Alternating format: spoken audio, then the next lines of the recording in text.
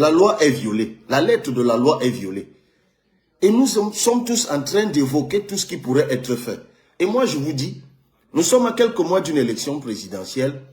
Pendant que nous savons très bien que ceux qui nous gouvernent mettent tout ce qu'ils peuvent en mouvement, ce qu'on appelle la sophistication de la fraude, pour la préserver, ben, ce n'est pas la peine de disperser des énergies. Parce que même lorsqu'on se met à communiquer beaucoup là-dessus, comme c'est le cas là maintenant, il y a beaucoup d'esprits fragiles qui croient vraiment que, parce qu'on aura publié une liste nationale électorale, c'est par là qu'on va gagner une élection. Et que si on ne publie pas cette liste, c'est ça qui est le plus grave, comme on n'a pas publié cette liste, alors la fraude est insurmontable, alors ça ne sert à rien de s'inscrire, alors ça ne sert à rien de voter le cas échéant. Voilà les risques psychologiques.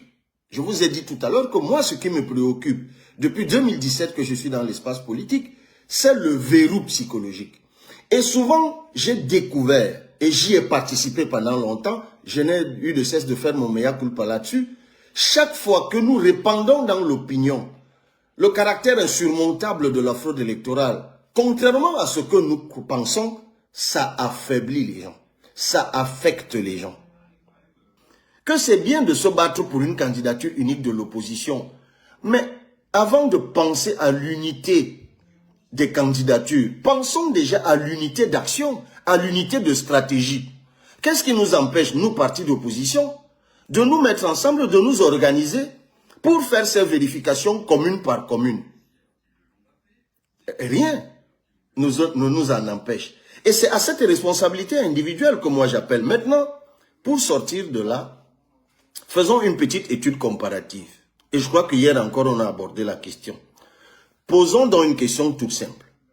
Dans combien de pays au monde la liste électorale unique, Hortense, je viens de te valider. Dans combien de pays au monde, et tout à l'heure les gens vont prendre la parole et ils vont nous donner des expériences des pays où ils se trouvent. Dans combien de pays au monde la liste électorale nationale a-t-elle été publiée? Parce que moi, ayant fait une petite étude comparative, voici ce que j'ai découvert. Dans un pays où j'ai été il n'y a pas longtemps, le Sénégal, on a tous suivi l'élection présidentielle du Sénégal. Dans un pays à côté du Sénégal, qui est la Côte d'Ivoire, où je vais souvent, et dans d'autres pays dans le monde. En fait, ce qui se passe, c'est ce que Elekam faisait déjà. Je rappelle, Elekam l'a déjà fait par le passé, et l'office du baccalauréat le fait au Cameroun. Ça veut dire, on vous dit, vous allez sur une plateforme, vous intégrez votre nom, et je crois votre numéro d'inscription, et on vous donne votre situation sur la liste électorale nationale. C'est cela qui se fait en grande majorité partout dans le monde. Et c'est d'ailleurs ce que le président du conseil électoral avait dit aussi. Et lorsqu'on y réfléchit, vraiment je sors par là, même du point de vue technique et même du point de vue légal, ok, on met donc dans un site internet les noms de tous ceux qui sont inscrits. Rappelons que c'est une inscription biométrique. Donc, si on doit publier la liste électorale, on doit la publier avec les photos des gens, avec leur nom, ainsi de suite. De toute façon, comme c'est déjà affiché, ça peut aussi être fait de façon numérique.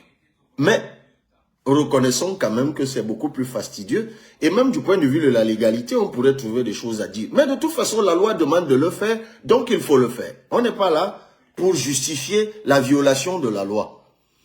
Mais toutes les autres vérifications qu'on veut faire, essayons d'y réfléchir. On me dit, si on a le fichier numérique de la liste électorale nationale, on va vérifier s'il y a des morts ou pas. Mais combien de personnes qui sont en train d'écouter ici ont vu cette année ou l'année d'avant un membre de leur famille décédé? Certainement beaucoup. Est-ce que tous ont fait des actes de décès? C'est une question qu'il faut poser. Parce qu'en réalité, elle est comme pour toiletter les listes commune par commune. Qu'est-ce qu'ils font? Ils se rapprochent des communes, justement, et récupèrent les noms des personnes figurant sur le fichier des actes de décès et à partir de là, ajouter aux actes de décès qu'ils reçoivent des usagers. Donc, j'imagine que beaucoup d'entre vous, quand les gens décèdent dans leur famille, ils établissent des actes de décès et vont les donner à Elecam. Et sur la base, première chose, il faut avoir l'information sur ceux qui sont décédés. Moi, je vais vous faire un aveu. En gagnant les élections législatives dans ma circonscription où je suis député, je vous avoue, je ne suis pas allé chercher à savoir qui était mort, qui n'était pas mort sur cette liste électorale. On me dit qu'on peut aussi trouver des doublons. Bien sûr qu'on peut trouver des doublons. Parce que sur une inscription biométrique, s'il y a effectivement les informations biométriques exactes qui reviennent plusieurs fois, c'est des doublons. Mais ça ne veut pas dire que deux personnes ne peuvent pas porter le même nom sur une liste électorale. Ou que deux personnes portant le même nom et nées tous les jours ne peuvent pas figurer sur une liste électorale. Parce qu'on peut bien avoir des cas où des gens portant le même nom sont nés le même jour et figurent sur la liste électorale. Dans ce cas, le seul indicateur que vous pouvez avoir, c'est les photos. C'est un travail fastidieux que même des applications permettent de faire. Moi, je vous avoue quand même que pour me faire élire, je ne suis pas allé chercher tout ça. Et je ne sais pas quel est le candidat en 2018 ou à l'élection présidentielle qui avait pris la peine d'aller faire tout ça avant. Parce que c'est un travail fastidieux, je suis totalement d'accord. Mais faut-il vraiment y mettre de l'énergie maintenant? Parce que moi, je peux vous dire que si vous mettez en place un bon système de surveillance du vote, les gens peuvent être inscrits 1000 fois sur le fichier électoral. Le vote se gagne commune par commune, bureau de vote par bureau de vote. Et moi, je vous dis que dans aucun des bureaux de vote de ma circonscription où j'ai été élu, quelqu'un pouvait voter 2 fois. C'était impossible. Parce que les personnes que nous avons mis dans les bureaux de vote, on avait pris la peine de les former avant, ce que nous essayons d'ailleurs de faire aujourd'hui déjà au sein du PCRN, sur les différentes techniques de fraude qui existent. Et des gens d'ailleurs, je dis bien formés et triés. Parce qu'il y a même un comportement qu'il faut avoir dans un bureau de vote. Et quelqu'un faisait le témoignage hier d'une circonscription où on avait pris les gens à la dernière minute, ils se sont constitués en prestataires et chaque fois qu'on leur donnait de l'argent, ils s'en allaient. Donc, ce que je veux dire, c'est que tout cela, c'est très bien. La loi est violée. La lettre de la loi est violée. Et nous sommes tous en train d'évoquer tout ce qui pourrait être fait. Et moi, je vous dis, nous sommes à quelques mois d'une élection présidentielle.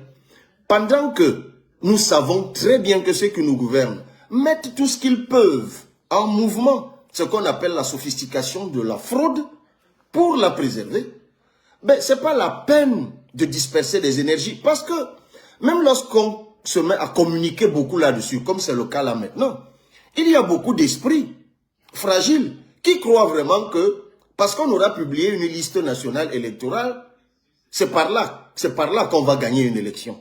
Et que si on ne publie pas cette liste, c'est ça qui est le plus grave, comme on n'a pas publié cette liste, alors la fraude est insurmontable, alors ça ne sert à rien de s'inscrire, alors ça ne sert à rien de voter le cas échéant. Voilà les risques psychologiques. Je vous ai dit tout à l'heure que moi, ce qui me préoccupe, depuis 2017 que je suis dans l'espace politique, c'est le verrou psychologique.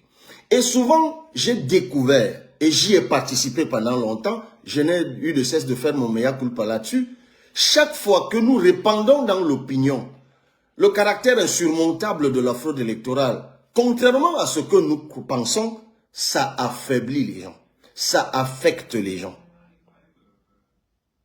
Et ça les éloigne de ce qui est le plus important. C'est mon approche. Maintenant, ceux qui pensent qu'il faut rester là à parler de cela, d'accord, faites-le. Faites-le. Mais en même temps, ce que je ne comprends pas, c'est que pendant que certains se battent pour la publication de la liste électorale nationale, ils n'acceptent pas que d'autres puissent dire que vraiment, pendant que d'autres se battent pour ça, il y a ce que nous pouvons faire maintenant. Faisons-le. Et pour moi, c'est ça le plus important. Ça me rappelle juste, et je suis juste amusé parce que il y a une histoire que moi j'aime bien raconter. lorsque nous avons lancé 11 millions de citoyens, 11 millions d'inscrits en 2017, beaucoup de gens avaient estimé que c'était une opération financée, portée, initiée par le pouvoir. Et à l'époque, on s'entendait dire que c'était une opération de diversion. Et il y a un personnage public que moi j'aime toujours citer. Il s'appelle Célestin Djamène. Il nous a baptisés à l'époque les cabris. C'est comme ça que le mot cabri était né. Il avait dit, ces gens c'est des écervelés, c'est de vrais cabris. C'est une vidéo d'ailleurs que nous avons archivée et que nous ressortirons à l'occasion. Et il disait à la suite, il faut être fou pour penser que on peut déloger Paul Biya par les urnes. Mais curieusement, Célestin Djamène, souvenez-vous, a pris une balle en caoutchouc dans la cuisse après l'élection présidentielle de 2018. Et pourquoi avait-il pris une balle? Il était dans une marche de contestation revendiquant la victoire de son candidat par les urnes. Celui qui nous avait traité de cabri et de cervelé, parce qu'on disait aux gens de s'inscrire sur les listes électorales, et qui lui, en ce moment-là, disait aux gens que ça ne servait à rien de s'inscrire sur les listes électorales, a quand même revendiqué la victoire par les urnes de son candidat. Et même a pris une balle dans la cuisse. Il n'a jamais eu l'honnêteté de revenir devant le peuple pour demander pardon pour cette méprise. Mais au-delà, combien de gens a-t-il induit en erreur pendant qu'il nous traitait de cabri et qu'il disait que ça ne servait à rien? Voilà. C'est ça qui est regrettable. Et heureusement, beaucoup à l'époque de ceux qui disaient que ça ne sert à rien de s'inscrire, aujourd'hui ont repris le chemin de la sensibilisation pour l'inscription sur les listes électorales, et c'est tant mieux. Et c'est tant mieux. Donc, évitons la dictature des deux côtés. Ceux qui pensent qu'il faut se battre pour que la liste électorale nationale soit publiée, c'est très bien, puisque je vous dis que le PCRN l'a fait dans la démarche commune qui nous a conduit devant le président du conseil électoral. Il n'y a pas de souci. Mais à côté de cela, moi je dis aux gens, ne perdons pas de vue qu'on a en face de nous des gens qui ont sophistiqué la fraude électorale et qui ne redoutent qu'une chose, c'est la participation massive du peuple aux élections. Et c'est une chose qu'ils ont réussi à installer depuis 1992. Et pour moi, c'est ça la priorité. C'est là-bas qu'il faut s'investir prioritairement, sur le terrain de la participation, de l'engagement individuel. Tout le reste des arguments que les gens vous sortent au quotidien, ce sont des arguments farfelus. Je répète, ce sont des arguments farfelus. Si je n'avais pas été candidat à une élection présidentielle, si je n'avais pas été candidat aux élections législatives et que j'avais gagné, et on n'a pas gagné que dans ma circonscription, on a gagné également un siège dans le Vouri, on a gagné un siège dans la Sanaga maritime, je n'y étais pas candidat. Le PCRN a des élus loin dans le septentrion, à Menganga. Abdourahmane Mokhtar, qui est connecté là, qui est là, va certainement prendre la parole tout à l'heure et va vous dire comment ils se sont battus pour avoir 5 ou 6 conseillers municipaux là-bas. Demandez à Bruce Maëlé et oh, j'oublie le nom du camarade, à Kribi, comment ils ont obtenu respectivement 28 et 34%.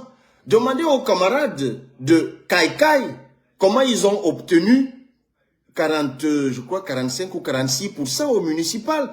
Demandez à Atouane comment il a gagné les élections à Konyambeta et qu'on les a inversées parce que 3 de nos camarades qui étaient dans les bureaux de vote sur les 25 qui existent à Konyambeta, c'est une petite commune, on a gagné sur 22 PV et c'est sur les 3 PV que nous n'avons pas pu avoir et où nos camarades, et dont les détenteurs, nos camarades avait disparu de la circulation pendant une semaine. Ce sont ces 3 PV-là qu'on nous a ramenés, que Elekam nous a ramenés et sur lesquels il était inscrit 100% pour nos concurrents. Ils nous ont battus à la ligne d'arrivée, je crois, avec 50, je ne sais combien %.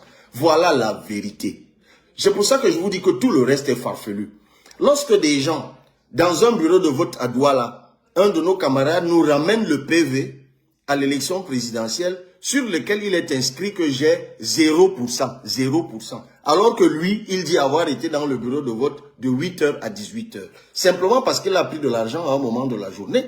Il a même oublié que le PV qu'on lui avait donné en remplacement marquait que lui-même n'avait pas voté pour son propre candidat. Certainement déstabilisé par l'argent qu'on lui avait donné. Voilà la vérité. Et chaque fois qu'on veut invoquer ces questions de responsabilité personnelle, il y a des gens qui trouvent que ce n'est pas bien. Simplement parce que certains d'entre eux pensent que écrire sur Facebook, c'est ça qui va chasser un pouvoir, qui a sophistiqué la fraude. C'est pas vrai.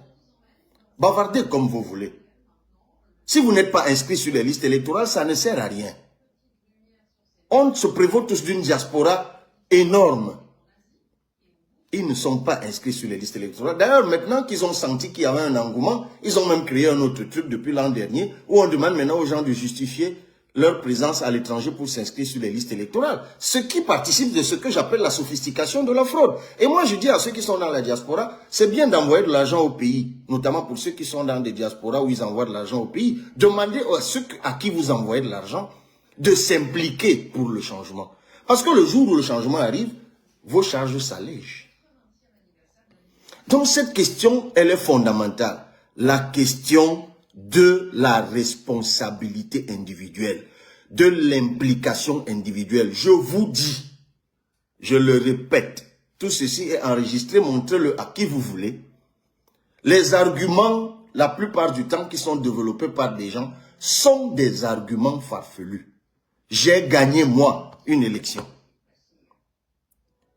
Et j'avais les résultats à 58% à 1h du matin. J'ai pas fait de magie. Quand j'ai senti qu'il voulait absolument changer les résultats, c'est là que j'ai mis les bidons d'essence. Parce que je savais que de toute façon, le maire Tchok, le maire des Eka aujourd'hui, qui était à la commission, est entré en commission avec tout le lot de PV. Et tout le monde connaît l'histoire. Les originaux, peut-être pas tout le monde, les originaux qui étaient transportés par Honorable Njip et Honorable Roland Goïsi, qui est ici, elle pourra raconter.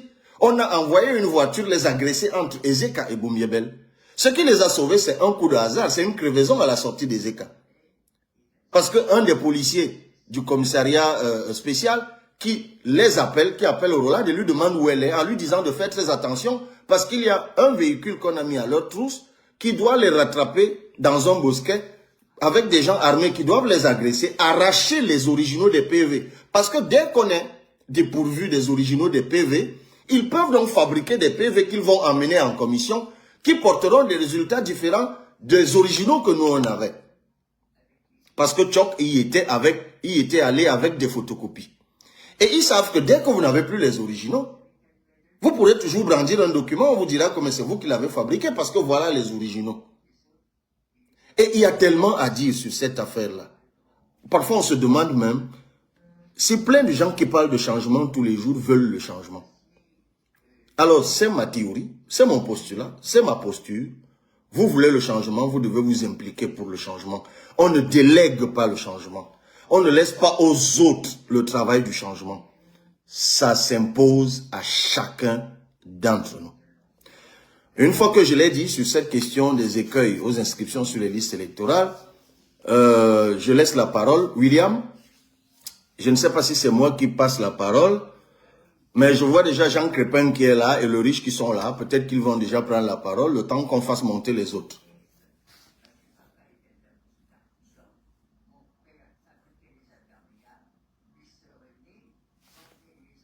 Ok, vas-y alors.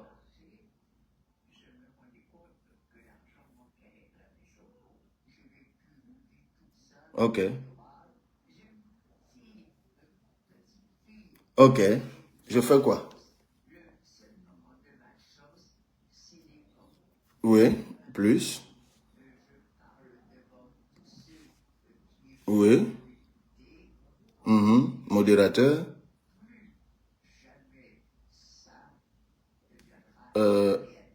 Attendez, j'ai pas vu ça. Hein. Bon, je mets modérateur. Non, vous êtes... devant toi, il y a gérer.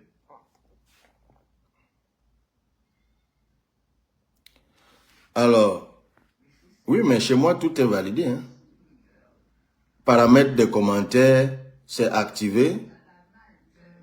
Mettre les comptes en sourdine, bloquer les comptes, sondage et vote avec cadeau, épingler les commentaires, top commentaires. Et plus encore, ok, c'est fait. C'est bon. Ça va, non? Ok. Je le fais aussi chez Hortense. Ok. C'est bon. C'est bon, non?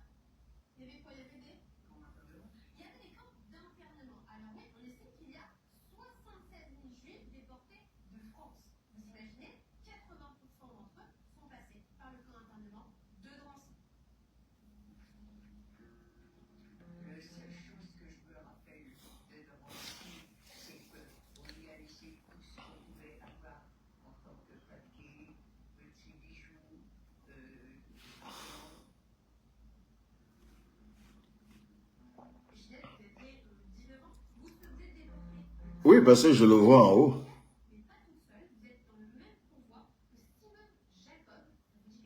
Ben Jean Crépin, tu peux parler.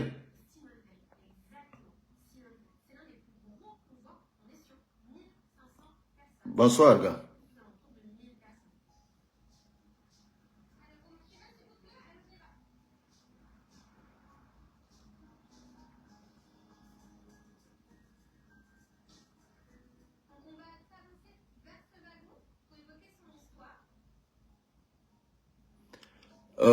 Au sein du conseil électoral. Alors, je sais que, je crois que l'UDC est représenté là-bas. Je crois. Hein. L'UNDP aussi, je crois. Mais il faut rappeler que la loi électorale dit que les membres du conseil électoral doivent être neutres. Hein. Ils doivent être neutres, en principe. Donc, en fait, dire même que... Parce que ceux dont je donne les noms là, je me souviens à une époque, comme il y avait plein de membres dans le conseil électoral qui étaient des militants du RDPC, les réclamations avaient été telles à l'époque que je crois qu'ils ont essayé d'équilibrer en cooptant une ou deux personnes des partis d'opposition. Mais, sur le principe, les membres de l'opposition ne doivent pas siéger au sein du conseil électoral.